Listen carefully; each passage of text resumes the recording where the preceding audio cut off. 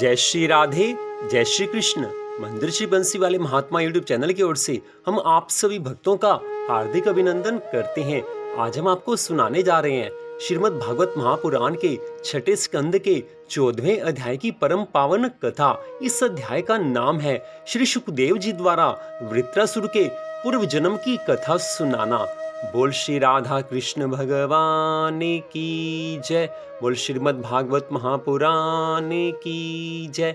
इससे पिछले अध्याय की कथा में आपने देवराज इंद्र और ब्रह्म हत्या की कथा सुनी थी। अब उससे आगे की कथा श्री सुखदेव जी महाराज ने राजा परीक्षित को वृत्रासुर की कथा सुनाई थी। तो उस कथा को सुनकर राजा परीक्षित आज श्री सुखदेव जी महाराज से पूछने लगे हैं कि हे महामुने, साधु और वैष्णव तो श्री नारायण भगवान के भक्त होते हैं।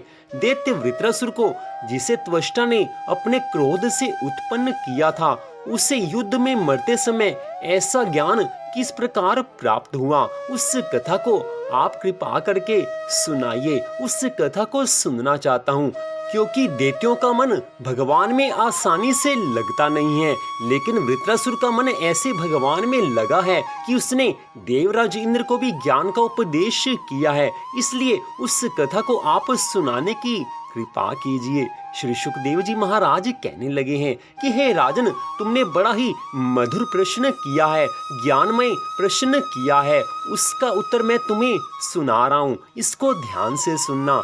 हे राजन, वृत्रासुर पूर्व जन्म में चित्रकेतु नाम का 7 द्वीपों का राजा था। वह धर्म पूर्वक अपनी प्रजा का पालन करता था और सब छोटे बड़े लोग जो उसके राज्य में रहते थे, वो भी सब धर्म कर्म से रहते थे। सभी अपने धर्म का पालन करते थे। और उस समय राजा चित्रकेतु के यहाँ 1 करोड़ स्त्रियां थी, किंतु दुख की बात यह थी कि उसके कोई पुत्र नहीं था। 1 करोड़ स्त्रियों के होते हुए भी उसको कोई पुत्र नहीं था। इसलिए वह दिन रात पुत्र सोच में दुखी रहता था, क्योंकि जिसके पुत्र ना हो वो तो दुखी होगा ही होगा। लेकिन इसके तो 1 करोड़ स्त्रियां थी, इसलिए इसको दुख ज्यादा हो रहा था, क्योंकि वो सोच रहा था कि जाने मैंने पूर्व जन्मों में कौन से पाप कर्म किए हैं कि इतनी स्त्रियों के होते हुए भी एक भी पुत्र मेरे नहीं है। इसी चिंता में वो सदा मग्न रहता था। राजकाज तो संभालता था, लेकिन पुत्र की चिंता में उसका मन सदा लगा रहता था कि किस प्रकार कोई ऐसा उपाय मुझे कोई बताए कि जिससे मेरे यहाँ संतान रूप में पुत्र हो जाए। परमेश्वर की ऐसी इच्छा हुई है, ऐसा संयोग बना है कि एक दिन उसके राजभवन में अपनी स्वेच्छा से अंगिरा ऋषि पधारे हैं। तब राजा ने आदर पूर्वक आसन देकर उनका पूजन किया है, स्वागत सत्कार किया है। तत्पश्चात ऋषिवर ने उसे उदासीन देखकर पूछा है कि हे राजन, तुम इतने धर्मात्मा और प्रतापशाली राजा होते हुए भी उदासीन मुख क्यों रहते हो? तुम्हारे मन में क्या दुख है? किस कारण तुम्हारे मुख पर चिंता की लकीरें दिखाई दे रही हैं? उस समय राजा चित्रकेतु हाथ जोड़कर विनय करता हुआ कहने लगा है कि हे महाराज, आप तो सब कुछ जानते हो। सिद्ध महापुरुष हो, जो ज्ञानी होते हैं, सिद्ध महापुरुष होते हैं, ऋषि मुनि होते हैं, वो तो भूत वर्तमान और भविष्य सब बातों को जानते हैं। इसलिए आपको मेरे दुख का कारण अवश्य मालूम होगा, लेकिन फिर भी आप पूछते हैं तो मैं आपको बता रहा हूँ। हे प्रभु, हे महाराज, आपकी कृपा से मुझे राज्य सुख प्राप्त है। प्रभु की कृपा से मेरे राज्य में सभी निवासी भी सुखी हैं। राज्य का कोई भी निवासी दुखी नहीं है। किंतु हे महाराज, आपकी कृपा से सब कुछ होते हुए भी मेरे कोई पुत्र नहीं है। इसीलिए पुत्र ना होने के कारण मैं सदा दुखी रहता हूँ, सदा चिंतित रहता हूँ। जिस प्रकार कोई भूख प्यास से दुखी प्राणी के शरीर पर चंदन केसर आदि का लेपन करे, परंतु उसकी सुगंधित सूंघने से मनुष्य की भूख प्यास शांत नहीं होती है, ठीक उसी प्रकार पुत्र के बिना ये 7 द्वीपों का राज्य और सुख उपभोग मुझे अच्छे नहीं लगते हैं। हे महाराज, जब मेरे पुत्र ही नहीं है तो इन सब सुख की वस्तुओं को मैं क्या करूंगा? इतना बड़ा राज्य किस काम का, अगर मेरे पीछे कोई इस राज्य को संभालने वाला नहीं हो। हे महाराज, हे महर्षि, मैं तो दुखी हूँ ही। पिंडदान न मिलने की आशंका से मेरे पितर भी दुखी हो रहे हैं। अब आप हमें संतान दान करके परलोक में प्राप्त होने वाले घोर नरक से उबारिए और ऐसी व्यवस्था कीजिए कि मैं लोक परलोक के सब दुखों से छुटकारा पालूं। संत महात्मा ऋषि मुनि तो सदा सब पर कृपा करते हैं। आज आपके श्री चरण हमारे इस राज्य में पड़े हैं, राजभवन में पड़े हैं, तो अब आप कृपा करके मुझे इस दुख से छुटकारा दिलाइए। मैं आपकी शरण हूँ, मेरे लिए कोई सुख का उपाय कीजिए। आज बार बार चित्रकेतु अंगिरा ऋषि जी से बार बार प्रार्थना कर रहा है कि हे प्रभु, कुछ तो ऐसा कीजिए, मेरे दुखों को आप दूर कीजिए। चित्रकेतु के ऐसे दुख भरे वचन सुनकर ऋषिवर कहने लगे हैं कि हे राजन, तुम्हारे भाग्य में संतान नहीं लिखी है, फिर तुम किस लिए इतनी सोच करते हो, किस लिए इतनी चिंता करते हो? हम तुम्हें भव सागर से पार उतारने का उपाय बतलाते हैं। तुम भगवान का भजन करो, भगवान की भक्ति करो, जिससे तुम्हारी मुक्ति हो। राजा कहने लगे हैं कि हे महाराज, पुत्र के बिना मुझे ज्ञान और ध्यान कुछ अच्छा नहीं लगता है। अंगिरा ऋषि ने पुत्र की अति इच्छा देखकर आज चित्रकेतु से कहा है कि हे राजन, जो आप ऐसा हठ करते हो तो तुम्हारे एक पुत्र होगा, किंतु उसके होने पर तुम्हें बहुत हर्ष होगा, लेकिन बाद में महादुख पाओगे। अंगिरा ऋषि जी महाराज के इन वचनों को सुनकर राजा चित्रकेतु कहने लगा है कि हे महाराज, एक बार मुझे पुत्र का सुख दिखला दीजिए, फिर जो चाहे सो हो, वो बाद की बात है। यह बात सुनकर अंगिरा ऋषिवर ने पुत्र प्राप्ति के हेतु राजा से यज्ञ कराया है और पूर्णाहुति देकर जो कुछ साकल्य शेष बचा वे प्रसाद राजा को देकर कहा है कि इसे तू अपनी एक रानी को खिला देना। जैसे ही राजा ने वह साकल्य अपनी बड़ी रानी कृतधुति को खिलाया है, वैसे ही श्री हरि विष्णु भगवान जी की इच्छा से रानी के गर्भ रह गया है और 10वें महीने में उसको पुत्र हुआ है। चित्रकेतु को उस बालक से इतनी प्रीति हुई है कि उसके प्रेम में वह दिन रात बड़ी रानी के महल में पुत्र के पास रहने लगा है। और हो भी क्यों ना हो, एक राजा को बड़े लंबी प्रतीक्षा के बाद पुत्र रत्न की प्राप्ति हुई है, तो उसका मन तो अपने पुत्र के साथ रहने के लिए करेगा ही करेगा। संसार की यही रीति है, अपनी छोटी संतान से सबकी प्रीति ज्यादा होती है। लेकिन इस राजा चित्रकेतु के तो केवल एक ही संतान है, एक ही पुत्र है, तो उसके साथ रहने का उसका मन तो करेगा ही करेगा। लेकिन वही बात है कि सुख के दिन ज्यादा समय नहीं रहते हैं। भाग्य में जो लिखा है उस दुख को और उस सुख को भोगना ही पड़ता है। जैसे हमने पूर्व जन्मों में कर्म किए, उन कर्मों का फल तो हमें भोगना ही पड़ेगा। एक क्षण में हम सुखी हो जाते हैं, अगले ही क्षण कोई ऐसा समाचार मिलता है कि हम दुखी हो जाते हैं। ठीक ऐसा ही आज राजा चित्रकेतु के साथ होने जा रहा है। जब दूसरी रानियों ने देखा है कि राजा बालक के मुंह में 8 पहर हमारी सोत के ही पास रहते हैं, हम लोगों को आंख उठाकर भी नहीं देखते हैं और उसके वश में रहकर हमें अपनी दासी के बराबर भी नहीं समझते, उस समय सोतिया ढा से सब रानियों ने आपस में ये सलाह की है कि यदि यह बालक मर जाए तो राजा हम लोगों से भी प्रीति करेंगे। ऐसा विचार कर एक दिन अकेला पाकर किसी रानी ने उस बालक को जहर खिला दिया है। बड़ा पाप कर्म किया है। एक छोटा सा बालक जो कुछ समय पहले ही इस संसार में आया है, उसको अपनी भी समझ नहीं है और सामने वाले के बारे में भी उसको कुछ समझ नहीं है। ऐसे छोटे से प्यारे से बालक को कोई रानी जहर देकर मार डाले, ये कोई सपने में भी नहीं सोच सकता।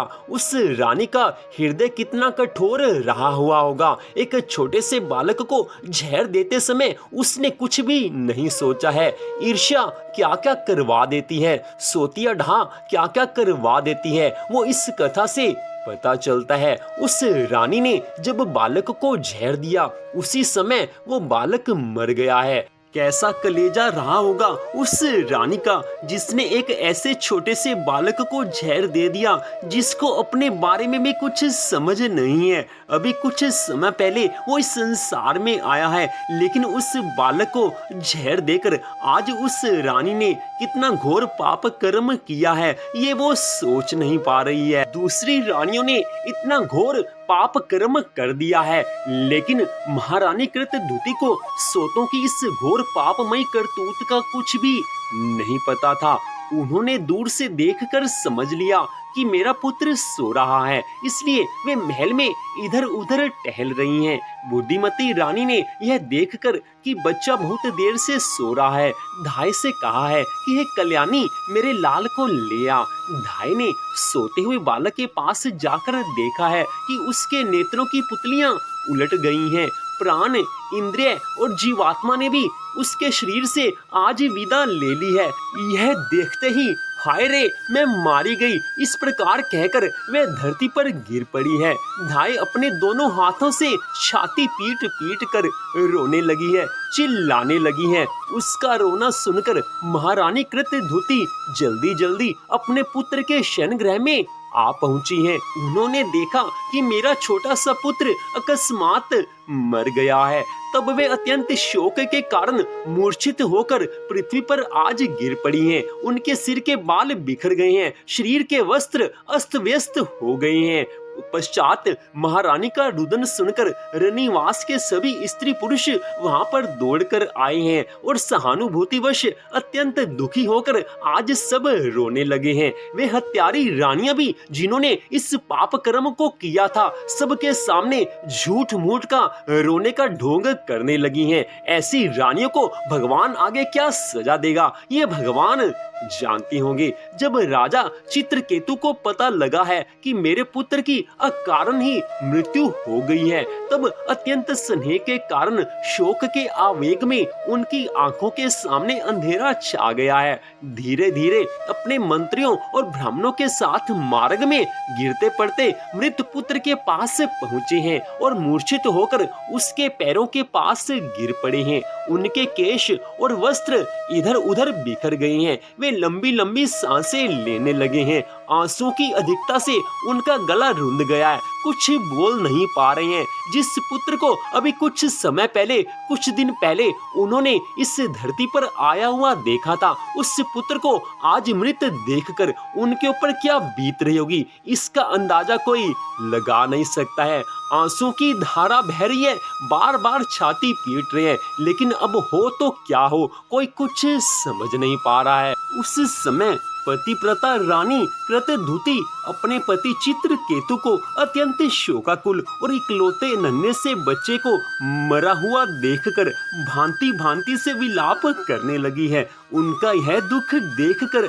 मंत्री आदि सभी उपस्थित मनुष्य आज शोक में डूब गए हैं, सभी रोने लगे हैं। महारानी के नेत्रों से इतने आंसू बह रहे थे कि उनकी आंखों का अंजन लेकर केसर और चंदन से चर्चित वक्ष स्थल भी आज भीग गए हैं। उनके बाल बिखर रहे थे और उनके गूंदे हुए फूल गिर रहे थे। इस प्रकार वे पुत्र के लिए कुर्री पक्षी के समान उच्च स्वर में विविध प्रकार से विलाप कर रही थी। जिस माँ का एक छोटा सा पुत्र अनजाने में वैसे ही इस संसार को छोड़कर चला जाए, उसके ऊपर क्या बीतती होगी इसका अंदाजा कोई लगा नहीं सकता है। भगवान ना करे कि किसी के जीवन में ऐसा दिन देखने को मिले कि उसका छोटा सा बालक इस संसार को ऐसे छोड़कर चला जाए। जिसके यहाँ पर पुत्र बड़े समय बाद हुआ हो, बड़ी मन्नतें मांगने के बाद हुआ हो, ऋषि मुनियों के पास जाकर बार बार भीख मांगने से, उनके आशीर्वाद से जब पुत्र रत्न की प्राप्ति हुई हो, तो उसके बाद जिसके घर आंगन में ऐसा समय आ जाए तो उसके दुख का अंदाजा नहीं लगाया जा सकता। आज रानी कहने लगी हैं कि अरे विधाता, सचमुच तूने आज बड़ा घिनौना कर्म किया है। तू बड़ा मूर्ख है जो अपनी सृष्टि के प्रतिकूल चेष्टा करता है।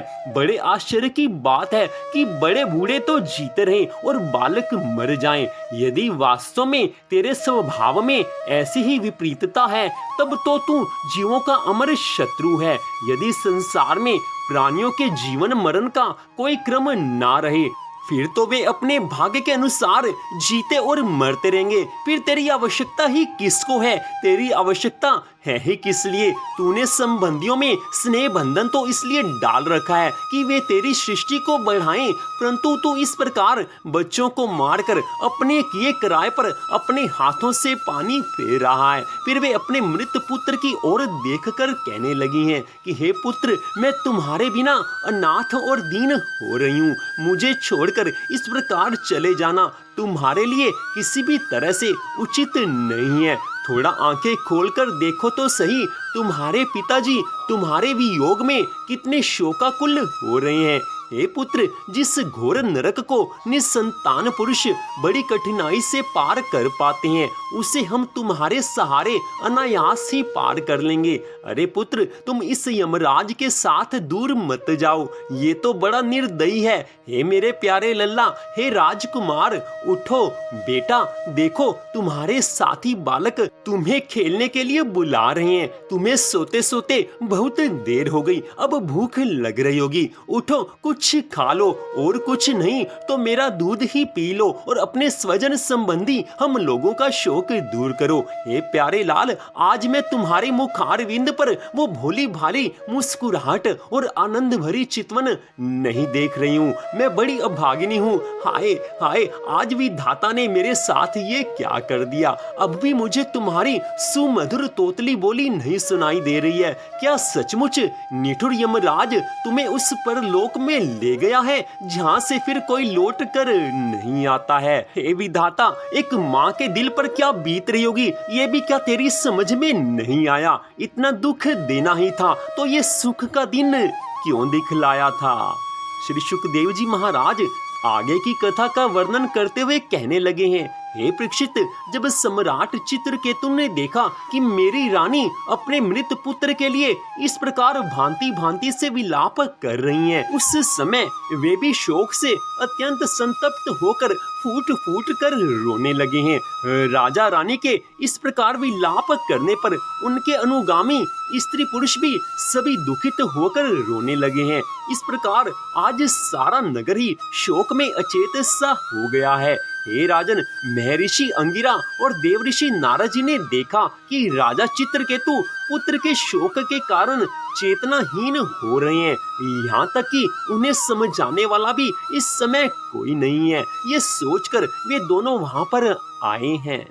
बड़े करुण प्रसंग का आज वर्णन किया है श्री सुखदेव जी महाराज ने इस कथा में कि कैसी स्त्रियां होती हैं जो एक छोटे से पुत्र को जहर देकर मार सकती हैं। संसार में कोई भी पाप कर्म हो जाए उसका फल मिल जाता है, लेकिन ये पाप कर्म ऐसा है कि एक छोटे से पुत्र को, किसी के छोटे से पुत्र को, किसी का भी क्या, ये तो उनका अपना ही पुत्र था। उन रानियों को तो खुश होना चाहिए था कि किसी तरह से हमारे महाराज को सुख मिला है, हमारे यहाँ पर पुत्र हुआ है। चाहे वो बड़ी रानी का था, लेकिन पुत्र तो था ही। लेकिन वो ये नहीं सोच पा रही और जाके उस पुत्र को जहर दे दिया है। कोई उनसे पूछ कर देखे तो सही कि उस पुत्र का क्या दोष है। अगर वो बड़ी रानी के गर्भ से उत्पन्न हुआ है तो उस बेचारे का इसमें क्या दोष है। लेकिन आज उन महामूर्ख स्त्रियों ने ऐसा पाप कर्म किया है कि सबके सब आंसू बहा रही हैं। आप सब लोग जो इस कथा को सुन रहे हैं, आपसे हाथ जोड़कर निवेदन है कि कभी आपके आसपास बच्चे कुछ मांगने आ जाएं तो उनको आप कुछ ना कुछ खिला देना। 5-10 रुपए की कोई चीज उनको खिला देना। याद रहे, बड़े लोग होते हैं, वो मांगने आते हैं, वो गलत हो सकते हैं, लेकिन बच्चे कभी गलत नहीं होते। वो मजबूरी में आते हैं, कोई उनको भेज रहा होगा, वो अपनी खुशी से मांगने नहीं आते, वो तो मजबूरी में आते हैं। भगवान ना करे कि किसी को ऐसा दिन देखना पड़े कि किसी के आगे हाथ फैलाना पड़े। पढ़ाई लिखाई की उम्र हो और किसी के आगे हाथ फैलाना पड़े। भगवान ना करे कि ऐसा दिन किसी को देखना पड़े, लेकिन ये सच्चाई है। छोटे छोटे बच्चे मांगने आते हैं, उनको कुछ खाने की वस्तु आप दिला देना, भगवान आप पर कृपा करेंगे। मांगने के लिए जो बड़े आते हैं वो दिखावा कर सकते हैं, वो गलत हो सकते हैं, लेकिन जो बच्चे मांगने के लिए आते हैं वो तो मजबूरी में आते हैं, वो तो भोले होते हैं, उनको कुछ ना कुछ खिला देना, भगवान आप पर कृपा करेंगे।